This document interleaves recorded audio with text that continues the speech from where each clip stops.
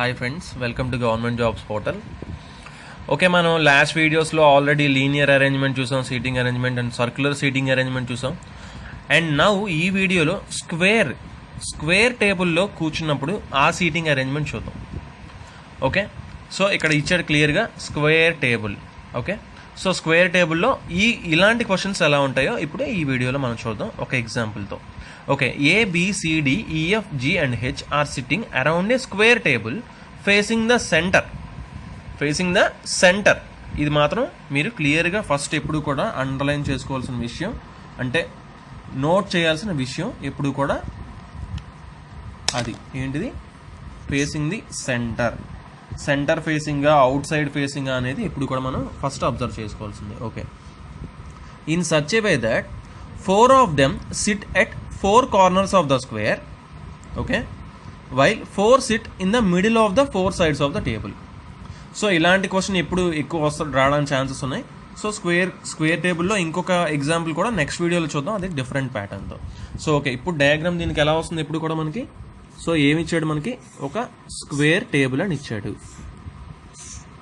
Okay, 4 members, 4 of them sit at 4 corners of the square.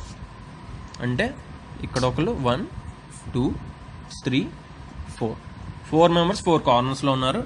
And while 4 sit in the middle of the 4 sides of the table. 4 sidesలో middle 1 2 3 4. Okay, diagram ఎప్పుడు కూడా అలా వస్తుంది, ఇలా వస్తుంది. వీళ్ళందరూ ఏంటి, సీయింగ్ టు ది సెంటర్, అందరూ సెంటర్ అని ఇచ్చాడు. ఓకే, కొన్ని క్వశ్చన్స్ ఇస్తాడు, కొంతమంది ఇన్సైడ్ కొంతమంది అవుట్ సైడ్, అవి కూడా మనం నెక్స్ట్ వీడియోస్లో చూద్దాం. ఫస్ట్ ఈజీ మోడల్లో సింపుల్గా ఉండేది చూద్దాం ఇప్పుడు. ఓకే, సో ఇంతవరకు క్వశ్చన్ అయింది. ఇంతవరకు ఇది ఎప్పుడు కామన్ డేటా స్క్వేర్ది. ఓకే, ఇప్పుడు రియల్ పాయింట్స్లోకి వెళ్తున్నాం మనం. Okay, first point, A sits second to the right of F. Okay, ఎఫ్కి సెకండ్ టు ద రైట్ ఎవరు కూర్చున్నారు, A. So A sits second to the right of F. So for example F ఇక్కడ ఉన్నాడు అనుకుందాం, ఎఫ్కి సెకండ్ రైట్లో A కూర్చున్నాడంట. First right, second రైట్లో ఎవరు కూర్చున్నాడు, ఏ. ఎందుకంటే ఇది రైట్ సైడ్, ఇది లెఫ్ట్ సైడ్ ఎఫ్కి, ఎందుకంటే సెంటర్ లోపలికి చూస్తున్నాడు, ఇలా కూర్చున్నాడు, మన డైరెక్షన్లో ఉన్నాడు. ఇప్పుడు ఎఫ్ ఇటు రైట్ సైడ్, ఇటు లెఫ్ట్ సైడ్. సో సెకండ్ రైట్లో A, so second right A, ఇంతవరకు అయింది. Okay, F sits in the middle of one of the sides of the table. Sorry, ఇక్కడ క్లియర్గా మనం F sits in the middle of one of the sides of the table. So F సెంటర్లోనే కూర్చున్నాడు అన్నట్టు మనం correct వేసాం. So first ఎప్పుడు కూడా పాయింట్స్ మొత్తం క్లియర్గా చదివిన తర్వాత దీన్ని వేయాలి యాక్చువల్లీ. ఓకే, సో ఓకే సరిపోయింది. ఓకే, ఎఫ్ సెంటర్లో కూర్చున్నాడు, ఫస్ట్ రైట్, సెకండ్ రైట్లో ఏ కూర్చున్నాడు. Okay fine. సో సెకండ్ పాయింట్కి ఇప్పుడు వెళ్తున్నాం. G who does not sit at any of the corners, అసలు జీ కార్నర్లో కూర్చోడంట of the table, sits second to the right of D. So ఇక్కడ మనకు చూడండి, అసలు కార్నర్లో ఎక్కడా కూడా జీ కూర్చోవటం లేదంట. సో ఈ కార్నర్లో ఎక్కడా రాకపోతే ఇంకా మిగిలిన ప్లేసెస్ ఏంటి, 1 2. ఓకే, ఇక్కడ 1, ఇక్కడ 2.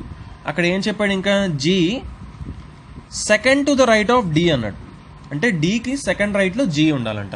ఓకే, ఫర్ ఎగ్జాంపుల్ ఇక్కడ జీ వస్తాడు అనుకోండి, ఎగ్జాంపుల్ చెప్తున్నా, ఉన్న 2 ఛాన్సెస్లోని 2 పాసిబిలిటీస్లో చూస్తున్నాం. ఫర్ ఎగ్జాంపుల్ ఇక్కడ జీ వస్తే డీకి సెకండ్ రైట్లో ఉండాలి, అంటే ఫస్ట్ రైట్ సెకండ్ రైట్, అంటే అప్పుడు ఇక్కడ డి రావాలి.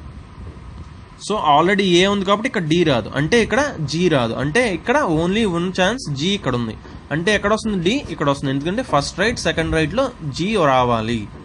సెకండ్ రైట్లో జీ రావాలి అంటే అది జీ కార్నర్లో ఎక్కడా కూర్చోకూడదు. కార్నర్లో ఎక్కడా కూర్చోకూడదు అంటే ఉన్ని 2 ఛాన్సులు జీకి. సో ఇక్కడ జీ వస్తుందంటే డి అప్పుడు ఇక్కడ రావాలి, కానీ ఆల్రెడీ ఏ ఉంది. సో జీ ఇక్కడ రాదు, జీ ఇక్కడ వస్తుంది. ఇలాంటి పాసిబిలిటీస్ మనం క్లియర్గా అర్థం చేసుకొని పాయింట్ అర్థం చేసుకుంటే మనకి వెంటనే వస్తాయి. ఓకే, సో సెకండ్ పాయింట్ కూడా అయిపోయింది. Okay, second to the right of D. Okay, third point, only 2 people sit between D and B. చూడండి, ఇక్కడ 1 side అన్నాడు, అంటే ఏదో ఒక సైడ్ నుంచి వస్తే డీకి బీకి మధ్యన ఓన్లీ ఇద్దరు ఉన్నారంట. ఓకే, ఇప్పుడు చూద్దాం. డీకి బీకి మధ్యన ఇద్దరు, అంటే ఇటు 1 2 అయితే ఇక్కడ బి వస్తుంది, 1 2 అయితే ఇక్కడ బి వస్తుంది, అంటే బి ఇక్కడ కానీ వస్తుంది. ఓకే, అంటే బి ఎక్కడ వస్తుంది, ఇక్కడ కానీ ఇక్కడ కానీ. సో ఉన్నది చూద్దాం. ఇంకొక డయాగ్రామ్ వేయాల్సిన అవసరం వస్తే వేయచ్చు. సో ఫస్ట్ ప్రస్తుతానికైతే చూద్దాం. ఓకే చూద్దాం. C is not an immediate neighbour of G. C is not an immediate neighbour of G అంటే ఏంటి? సి ఇక్కడ రాదు, ఇక్కడ రాదంట. సి అసలు జీ పక్కన లేదంట. అంటే ఇక్కడ కానీ ఉండాలి. Okay. H is second to the left of B. H is second to the left of B. So మనకి ఇంకా ఆటోమేటిక్గా మనకు అర్థమైపోతుంది. సో ఆన్సర్ సరిగ్గా రావట్లేదు కాబట్టి ఏం చేయాలి? మనం వెంటనే ఫాస్ట్గా ఇంకొక డయాగ్రామ్ వేసుకోవాలి. ఇంకొక డయాగ్రామ్ మనం ఫాస్ట్గా వేసుకుందాం ఇప్పుడే. ఓకే. సో ఫస్ట్ తెలిసిన ప్లేసెస్ అన్నీ వేసుకోండి. ఎఫ్, డి, జి, ఏ. ఓకే. సో బి ఇక్కడ కానీ వస్తుంది కాబట్టి బి ఇందులో ఈ డయాగ్రామ్లో ఇక్కడ తీసుకుంటున్నాను, ఈ డయాగ్రామ్లో నేను ఇక్కడ తీసుకుంటున్నాను. ఇప్పుడు మనకి వెంటనే ఆన్సర్స్ వచ్చేస్తాయి.